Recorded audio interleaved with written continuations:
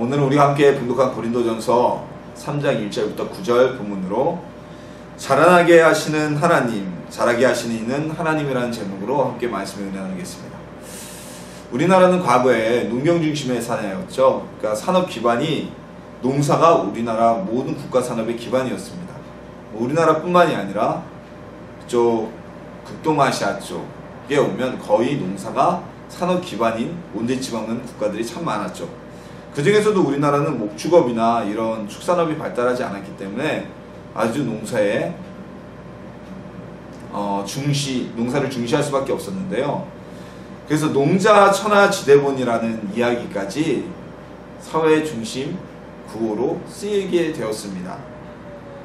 때문에 날씨에도 굉장히 민감했고요. 왜냐면 농사는 날씨가 도와주지 않으면 지을 수가 없잖아요. 그리고 한 나라의 임금까지도 이벤트성이긴 하지만 직접 농사를 짓는 연례 행사가 있었습니다.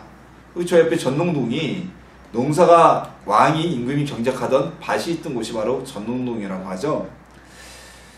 지금도 그렇지만 농사는 하늘의 도움이 없이는 절대로 수확을 거둘 수가 없습니다. 그런 산업이 바로 농사입니다. 좋은 종자를 구하고요.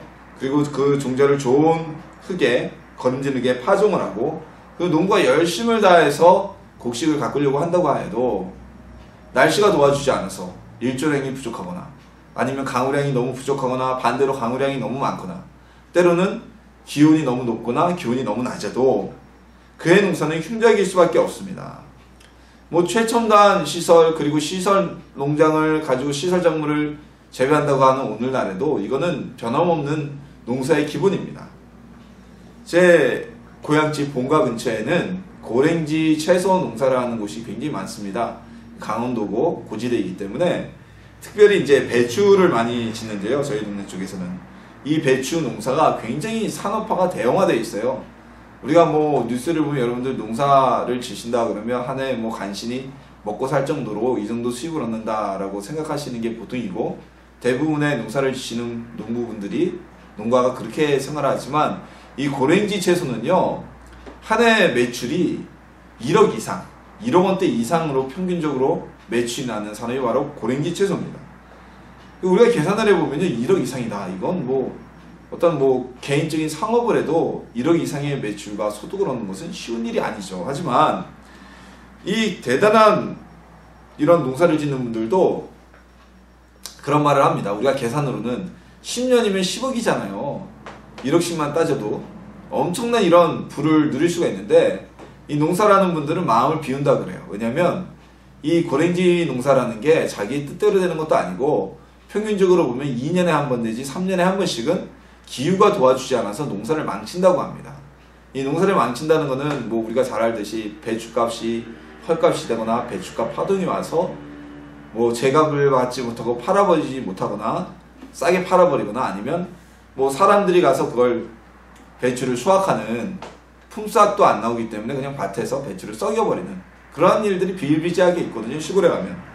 자, 그래서 이 농부분들은 고랭지 채소를 하는 분들은 2년에 한 번 정도 3년에 한 번 정도를 농사를 망칠 생각을 하고 과잉 투자를 하지 않고 욕심도 부리지 않는다고 합니다. 근데 욕심을 부리고 해마다 똑같은 수입이 들어온다고 생각하면 과대 투자를 했다가는 크게 낭패를 볼 수가 있기 때문이죠. 농사는요 기후의 도움 그리고 날씨의 도움이 아주 절대적입니다.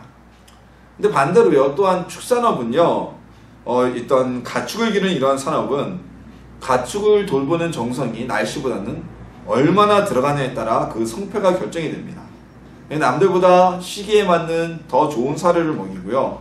그리고 가축들이 건강하게 자라날 수 있는 최적의 환경을 구축하면 다른 농장보다 가축들이 더 빨리 자라게 되고 같은 시기에 태어난 가축이고 같이 자라는 가축이더라도 더 좋은 가격을 받을 수 있는 이런 조건을 갖출 수 있게 됩니다. 자, 예를 들어서 어린 가축에게 송아지나 갓 태어난 가축에게 큰 소나 아니면 어미들이 먹는 사료를 공급하면요 이거는 그 어린 어린 가축들이 제대로 영양분이 공급되지 않고요 심하면은 소화불량 같은 질병 때문에 제대로 자라날 수가 없습니다. 돌보는 이의 노력이 아주 고스란히 반영되는 게 바로 이 축산업이죠. 우리가 최근에 또다시 구제역이 우리나라에서 발생하고 있다고 하는데, 이런 구제역 사태를 통해서 알 수 있듯이 그럼에도 불구하고 이 축산업이 돌보는 사람의 노력만으로 100% 성공할 수 있는 것은 아닙니다.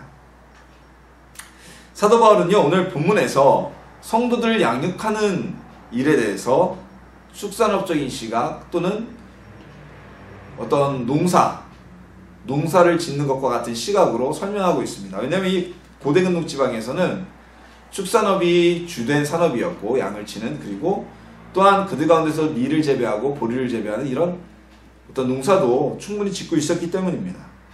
이런 비유는 사람들에게 이해를, 아주 고린도 교회 성도들에게 이해를 쉽게 하기 위한 도움이죠. 오늘 본문은요, 우리에게 어떤 메시지를 전하고 있을까요? 은혜를 오늘 말씀을 통해서 말씀이 오늘 우리에게 전하는 메시지, 고린도 교회 교인들뿐만이 아니라 2000년이 지난 오늘날 우리에게도 전하는 메시지가 무엇인지 함께 은혜 나누는 시간 되기를 소망합니다.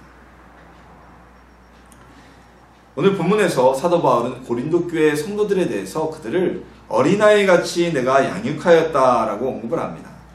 왜냐하면 고린도 교회 성도들은 아직 하나님의 깊은 비밀을 아는 심오한 진리까지 받아들이기에는 아직 약하고 힘든 믿음이었기 때문입니다. 그러니까 모든 성도들이 다 같은 말씀을, 하나님의 말씀, 성경을 우리가 읽고요, 그리고 예배를 통해서 같은 설교의 말씀을 듣습니다만 자신의 믿음에 따라서 그 하나님의 말씀과 설교를 받아들일 수 있는 데에는 한계가 있습니다. 예를 들어서 이제 갓 신생아, 엄마의 젖을 떼지도 않은 아이에게 우리가 몸에 좋다고 소고기를 먹이고 밥을 먹이면 어떻게 되나요? 얘가 탈이 나죠. 탈이 날 수밖에 없습니다. 그 아이에게 가장 좋은 영양분은 바로 엄마의 젖이죠. 모유 내지 분유가 가장 좋은 영양분인 겁니다. 이처럼 신앙에서도, 우리 믿음에서도 성장의 단계가 있는데, 성장의 단계를 무시하고 빨리 성장하게 하고 싶다고, 빨리 저 새신자가 양육되게 하고 싶다고 무리하게 말씀을 전하면 받아들이지 못하는 성도는 탈이 나게 되어 있습니다. 자, 예전에는 이런 예들이 많았어요. 이런 어떤 양육자의 성급함과 안타까움의 마음이, 좋은 마음을 가지고 시작한 일들이 성도들이 시험이 들어서 어떤 낙담하게 하는 원인을 제공하기도 했는데요. 한 예로 헌금에 관한 얘기합니다. 이제는 우리 교회들이 많이 이에 적응이 되고 경험들이 쌓여서 목회자들이나 누구나 헌금에 대한 설교를 하지 않죠. 요즘에 와서는 너무 이게 헌금에 대한 설교를 하지 않아서 성도들이 배워야 될 것, 알아야 될 것도 그때에 맞게 모르는 것이 아닌가라는 생각이 들기도 하는데요. 예전에는 이 11조, 특히 11조에 관련해서 헌금 중에서도 아주 안타까운 일들이 종종 있었습니다. 왜냐하면 우리가 성경에서 다른 헌금들, 여러분 감사헌금, 성교헌금, 구역헌금, 이런 기타 헌금들은 분명히 하나님의 말씀에 우리 성도님들의 마음에 감동되는 대로 기쁨으로 드리라고 되어 있습니다. 즉, 이 헌금들은 내가 감동이 없는데 옆에 사람이 헌금을 내니까 나도 따라 내야 돼. 아니면 내가 집사니까, 내가 권사니까, 내가 장로니까 체면이 있지 않는 거 어떻게 배기해서 내는 그런 헌금이 되어서는 안 된다는 겁니다. 헌금이란 것은 하나님께 기쁨과 감사와 즐거움으로 마음이 감동되었을 때 드려져야 합니다. 자, 그런데 11조만큼은요 그런 헌금이 아닙니다. 이 11조는 말라기에 분명히 지정되어 있고요, 기타 성경에서도 정해져 있듯이 모든 성도가 의무적으로 드려야 할 헌금이고요, 그리고 모든 성도가 의무적으로 드리는 이 11조를 드리면 하나님의 자녀로, 하나님의 백성으로 하나님이 인정하시기 때문에 그만큼 하나님의 복을 채워주실 것이라고 성경에 명확반하게 약속하고 계십니다. 하나님이 내가 너희가 헌금하면 내가 이만큼 복을 주겠다라고 한 헌금은 11조밖에 없습니다. 그리고 이 11조는 선택이 아니라 의무라는 겁니다. 우리나라에도 세금을 말하면 이런 경우가 있죠. 재산세는 재산이 있는 분들만 냅니다. 부가가치세와 소득세는 소득과 부가가치가 있는 분들이 냅니다. 아무런 소득이 없는 사람들은 재산세나 부가가치세나 소득세를 낼 의무도 없고 낼 수도 없죠. 하지만 모든 국민들이 기초생활수급자까지라도 나라에서 매월 생활을 유지할 수 있는 지원금을 받는 기초생활수급자라도 모두 다 내야 되는 대한민국 국민들의 의무적인 세금이 하나 있습니다. 뭡니까? 바로 주민세입니다. 주민세는요 모든 대한민국 국민이 의무적으로 내야 돼요. 금액도 크지 않잖아요. 그래서 다른 세금에 비해서 아주 작은 금액, 누구나 다 낼 수 있는 이런 금액을 책정되어 있죠. 주민세 밀리면요, 주민등록 말소돼요. 말소되면은 대한민국 국민으로서 어떤 법적인 지위라거나 권리가 다 박탈이 되게 되죠. 이 11조가 말하는 그런 헌금인데, 그러다 보니까 이제 전도를 하고서 어떤 뭐 특별히 경제적으로 좀 어려움을 겪는 이런 세신자들을 보면, 이 전도를 하신 분들이, 양육하신 분들이 빨리 복을 받고 빨리 그 경제적인 어려움으로부터 벗어나게 하고 싶어서 그런 원하는 선한 마음으로 11조를 드려라 이렇게 권하는 일이 가끔 있었어요. 그러면 이제 이 말씀을 받아들일 수 있는 믿음이 있으면 괜찮은데, 초신자들이라 그에 대한 믿음이 없는데 11조를 드리라고 하니까 교회 갔더니 돈 내놓으라고 하더라면서, 교회에서 돈만 밝힌다고 하면서 믿음을 실족하고 교회를 떠나는 일도 종종 있었어요. 이거는 같은 시기에 우리가 예수님을 믿더라도 아직 A와 B라는 사람이 똑같은 시기에 예수님을 영접하고 하나님의 자녀가 되었다 할지라도 믿음의 성장에는 분명히 차이가 있습니다.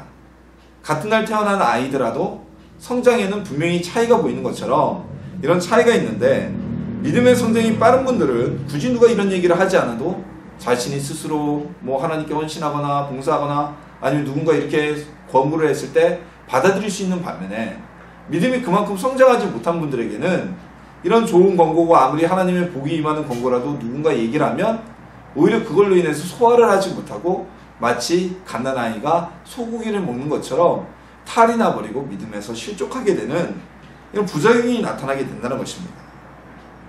아무리 좋고 은혜로운 하나님의 비밀이 있다가 해도 본인이 받아들이는 사람이 받아들일 준비가 되지 않았으면 이거는 받지 못합니다.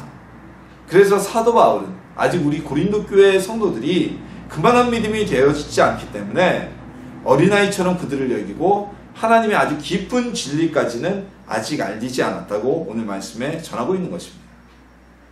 그 이유는 믿음을 성장시키는 것은 내가 저들에게 빨리 성장시키고 싶어서 좋은 말씀으로 광고하고 그들이 받아들일 수 있는가 없는가 생각지 않고 막 주입식으로 가리키는 것이 그들을 성장시키는 것이 아니라, 믿음을 성장시키는 것은 오로지 하나님의 역사이기 때문에 어린아이 같은 믿음에게 과도한 하나님의 은혜를, 말씀을, 비밀을 가리킨다고 해서 그들이 바로 성장하는 것이 아니고, 또한 성장하는 믿음을 돌보기만 하면 하나님께서 그들 모두를 자라게 하실 것이기 때문에 그 때에 맞는 복음을 전할 뿐이라고 오늘 말씀에서 이야기하고 있는 것입니다.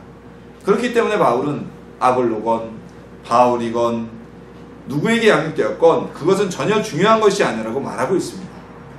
마치 농사가 아무리 노력하여도 기후가 도와주지 않으면 어떠한 소득도 거둘 수 없는 것처럼, 믿음이 성장하는 것은 사람의 힘으로 하는 것이 아니라 하나님이 자라게 하시는 그 은혜를 통해서 성장하는 것이기 때문입니다. 그렇기 때문에 이 고린도 교회에서 바울파니, 아볼로파니, 예수파니 하고 나눴던 이 파벌은 어리석은 것이라고 전하고 있는 것입니다.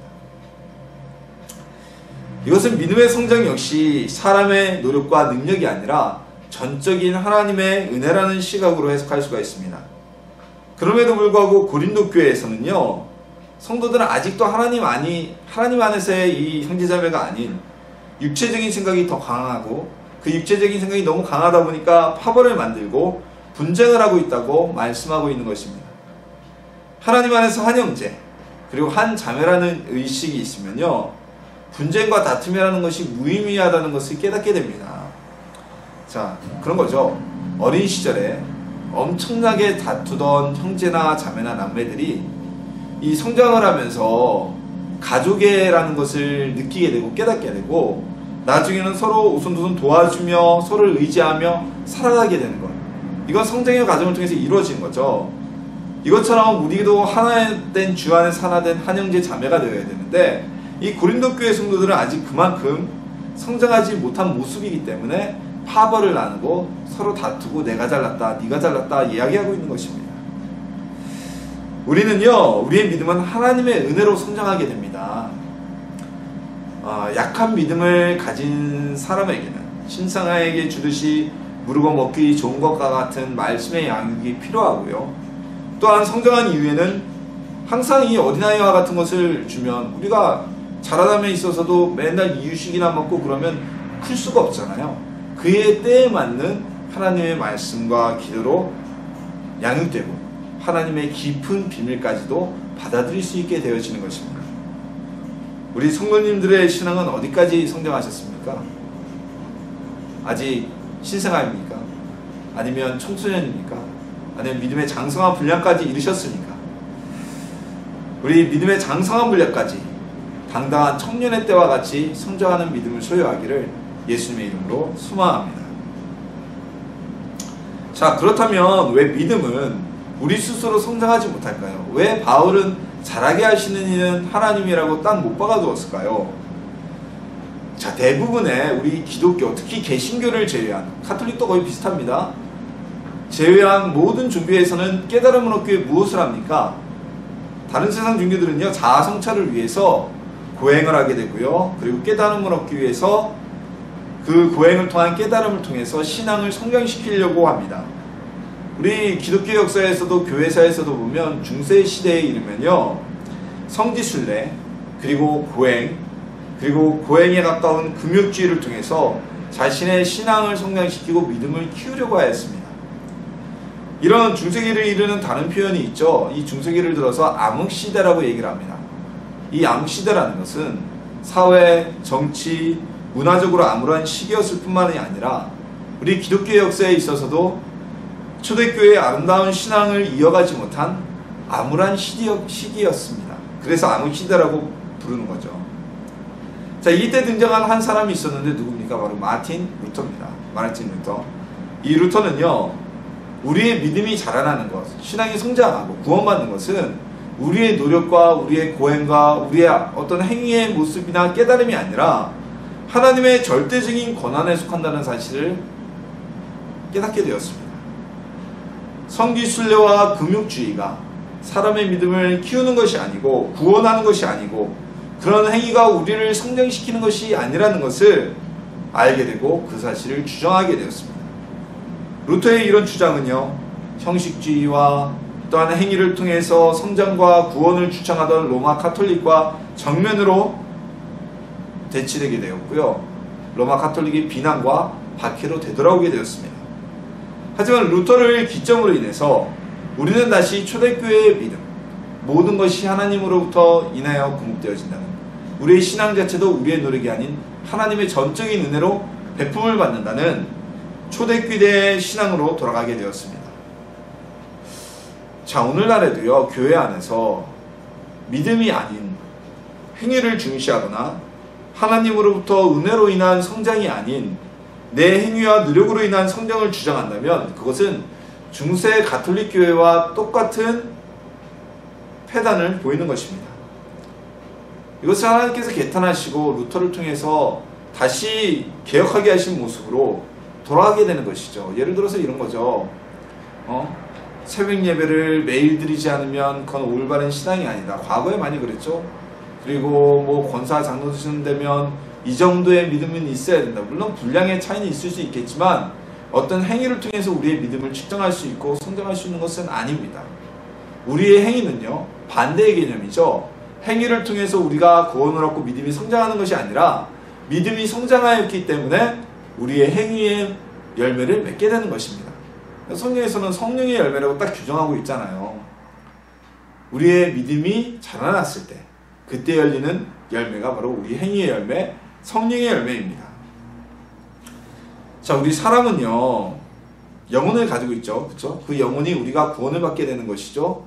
우리의 죽었던 영혼이 예수님을 만나고 영접함으로 인해서 죽은 것과 같이 되었던 영혼이 다시 생명을 얻고 살아 운동력이 있게 되고 하나님의 자녀가 되어지고 하늘나라에 들어가게 되는 축복을 받은 것입니다.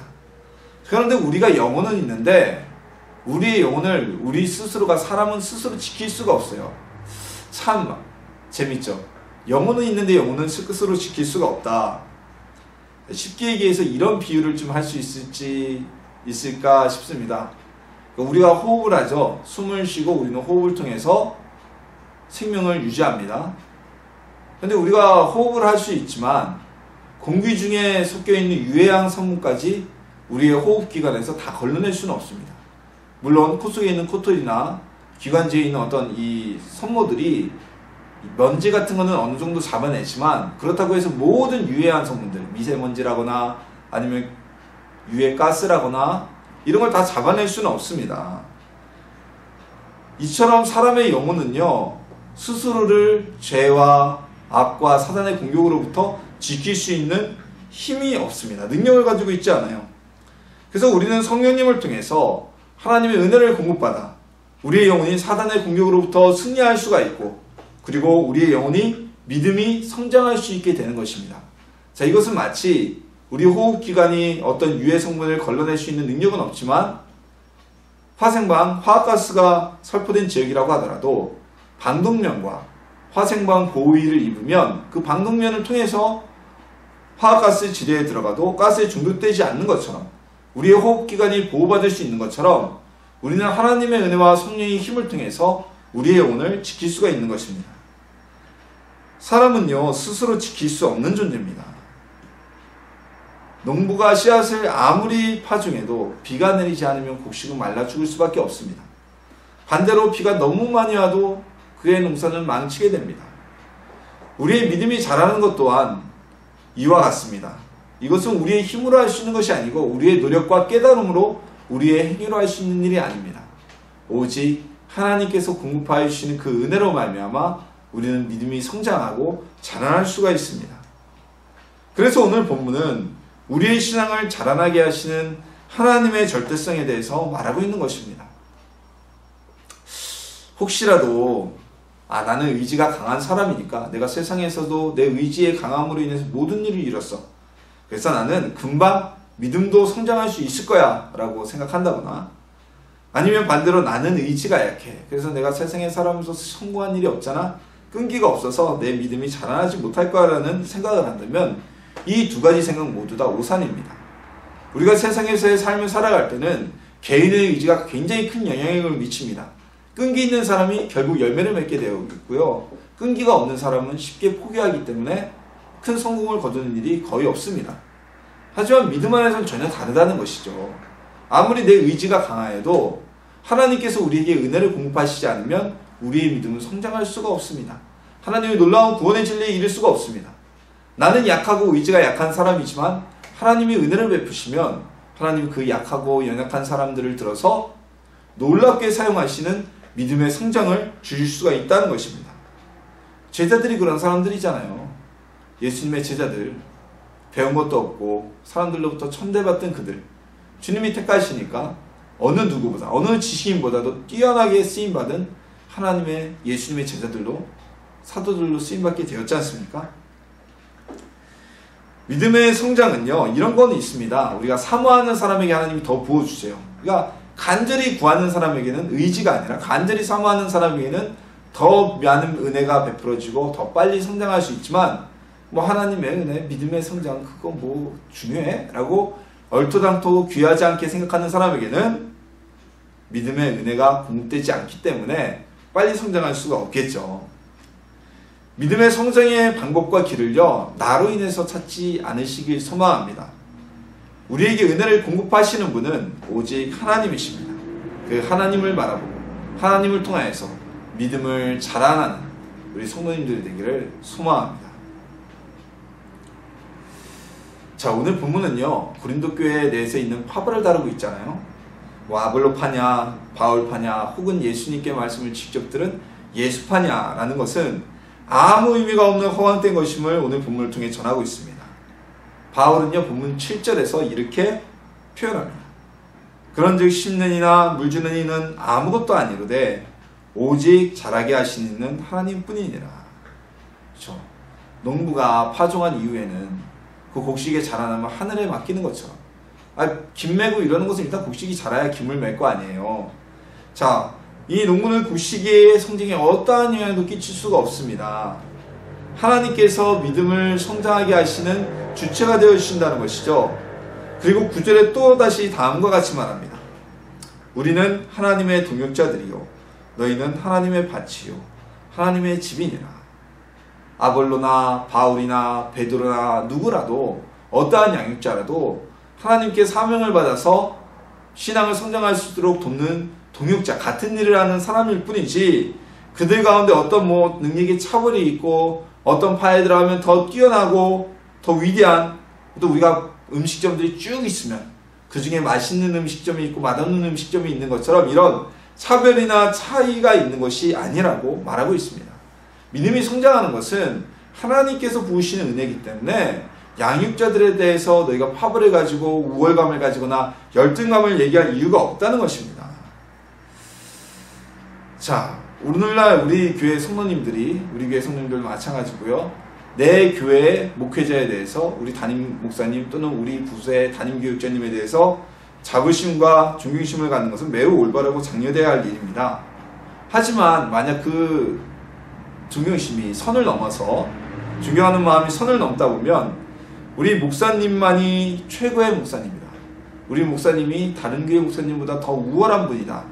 라고 한다거나 한 걸음 더 나가게 되면 목회자를 거의 신격화하게 되는, 목회자의 말 자체가 하나님의 말씀인 것처럼 동일시하게 되는 그런 잘못을 저지르게 됩니다. 이것은요, 오늘 고린도 교회 성도들이 본문에서 했던 것 같은 똑같은 행동을 하는 것입니다. 자, 전 세계의 모든 교회의 목회자들 그리고 양육자들은 하나님께서 세우신 하나님의 양육자들, 그리고 하나님이 동일한 성도들을 양육하는 사명을 주신 동역자들입니다. 자, 그 목사님들이 어떤 분들은 심호하는 교회가 굉장히 큰 교회여서 수십만 명이 모이는 교회일 수도 있고요. 어떤 교회는 우리 교회처럼 아주 작은 교회일 수도 있습니다. 하지만 성도들의 숫자가, 교회의 크기가 목회자의 등급이 될 수는 없다는 것이죠. 이들은 모두 다 하나님의 소명을 따라 성도를 양육하는 사명을 받은 동역자들이기 때문입니다. 그 성도들을 성장시키는 것은 하나님의 능력이지 목회자 개인의 능력에 따라서 열등감과 우월함을 비교할 수가 없다는 것이죠. 물론 이제 목사님들마다 가지고 있는 달란트가 틀려요. 사명이 틀리고 달란트가 다르기 때문에 사역적인 특징이 분명히 있을 수가 있습니다. 어떤 목사님은 말씀을 가르치는 일에 아주 탁월한 재능을 가지시고 달란트가 있으시거나, 또 어떤 목사님은 기도를 할 때 하나님이 놀라운 은사를 베풀어 주시거나, 아니면 어떤 목사님은 찬양을 참 잘하시는 그 찬양을 들을 때 성도들의 마음이 감동을 받거나, 이렇게 주어진 달란트와 은사가 다르기 때문에 사역적인 특징은 목사님들마다 다 분명히 다를 수가 있습니다만, 그 사역의 열매를 가지고 특징을 가지고 이게 목회자의 등급으로 적용되어지거나 또는 하나님보다 예수님보다 목회자가 우선시 될 수는 없다는 것입니다.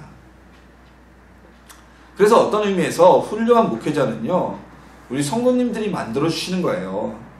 자, 목회자도 사람이에요. 그래서 주변하게 과도하게 너무 우리 목사님 하면서 선을 넘어서 떠받들게 되면 교만이 들어가게 됩니다. 최근에 목회자들을 통해서 사면을 장식하는 안타까운 사건들이 좀 있어요. 이런 사건이 왜 일어날까요? 이건요, 목회자 스스로가 자신이 무엇이든 해도 된다는 교만함이 들어갔기 때문입니다. 내가 한마디 얘기를 하면 모든 성도들이 나를 다 따르고 도와주기 때문에, 내가 혹여 이 일을 해도 나의 말에 순종하고 들어줄 거야 라는 교만이 들어갔기 때문에 그러한 범죄를 저지르고, 때로는 범죄를 저지르고도 회개하지 못하는 일이 벌어지는 것입니다. 우리가 하나님 일에 쓰임받는 목회자를 잘 섬기면 분명히 우리 성도님들이 하나님께 복을 받는 일입니다. 그건 이 사람을 돕는 게 아니라 하나님의 일을 하는 하나님의 사역자를 섬기는 것이기 때문에 하나님께서 복을 주시죠. 그러나 그 선을 너무 넘어서 누가 뛰어나다, 또는 어느 목사님은 이거 부족해, 그분은 누구보다 못하다라는 것을 평가하는 것부터, 그런 모습이 있다면 그것부터가 잘못된 모습이라는 것이죠. 마치 고린도 교회 성도들이 아볼로냐 바울이냐 서로 싸운 것처럼 똑같은 모습을 가진다는 겁니다. 하나님께서 가장 싫어하시는 것이 분쟁과 당지음, 파벌입니다. 저 역시도 우리 교회 성도님들이 성장시키는 것입니다. 저는 성도님들께 하나님의 말씀으로, 그 시기에 맞는 말씀과 양육으로 성장하는 것이 저의 사명이고요. 우리 예수님 안에서 같이 성장해 나가는 하나님의 자녀들이 되기를 소망합니다. 자, 우리는 복음을 전합니다. 복음의 씨를 뿌리는 겁니다. 그 복음의 씨앗이 뿌려지면 그 복음의 씨앗이 자라나게 하시는 분은 하나님이십니다. 식물이 싹이 나서 자라는 단계에 따라서 필요한 영양분 공급이 필요합니다. 예를 들어서 새싹 같은 경우는 과도한 직사광선에 노출되면 오히려 누렇게 말라 죽는 것처럼요. 모든 것이 다 좋을 수는 없습니다. 때에 따라 맞게 전해지는 말씀이 믿음에 맞는 양육함이 필요한 것입니다. 어린 믿음은 그에 맞는 말씀으로 양육되어야 하고요. 성장한 믿음은 그에 맞는 양육이 필요합니다. 모든 말씀의 양육자들, 모든 목회자들 또는 구역장님들, 지역장님들 이런 분들은 전부 다 그저 물을 주고 여러분들의 믿음이 자라갈 수 있게 때에 따라 맞는 양분을 밭에 공급하는 역할을 합니다. 그 밭에 소출이 좋기 위해서는 하나님께서 그 믿음을 자라게 하심이 필요합니다. 모든 양육자들은요, 동일한 일을 하는 동일한 사역자들이기 때문에, 동역자들이기 때문에 누가 더 우월하고 누가 더 열등하다고 말할 수가 없습니다. 양육자들 역시 하나님의 공급하심으로 지혜롭게 양육을 할 수 있어야 하고 양육의 경험을 통해서 자신 역시 같이 성장하게 되는 것입니다. 우리 에스라모 쉼터교회 성도님들은 많은 소출을 내는 그러한 하나님의 밭이 되기를 소망합니다. 저 또한 우리 성도님들의 밭에서 많은 소출이 나도록 때에 따라 적절한 양분으로 말씀으로 양육을 하는 양육자가 되기를 소망합니다. 그래서 하나님의 공급하심과 함께 자라나며 함께 성장하는 하나님의 자녀들이 되기를 예수님의 이름으로 축원합니다.